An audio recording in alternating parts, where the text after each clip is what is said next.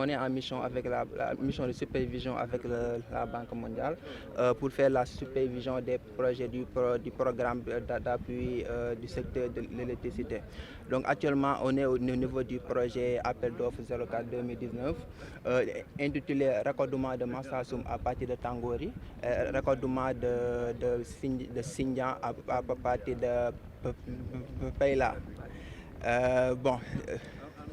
Au niveau de ce projet, nous avons eu à réaliser 63 lignes BT et 23 lignes aériennes de câbles HTA.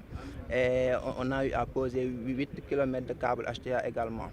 Bon, actuellement, nous savons qu'à Marsassoum, Marsassoum était alimenté à partir d'une centrale électrique. Et on sait bien que les centrales électriques, le coût d'exploitation est excessivement cher. Donc ce projet permet de réduire les coûts d'exploitation, de réduire également les pertes techniques et dans tout pour améliorer la condition de vie de la population. Aujourd'hui, on ne peut pas parler de développement sans parler d'énergie, l'électricité. C'est le premier facteur fondamental pour le développement de toute collectivité. À Dabo, c'était un problème majeur qui était là avant que le programme PAS Banque mondiale ne soit là. Dabo ne bénéficiait du courant que de 16h à 22h, des fois de 18h à minuit. Et avec un courant monophasé qui ne pouvait pas supporter certaines machines. Mais avec le programme PAS Banque mondiale, vraiment les populations ont ouf de soulagement. Un grand ouf de soulagement parce qu'on est passé de monophasé à triphasé. Et ensuite, 90% de la population ont accès à l'électricité. Et c'est un courant continu.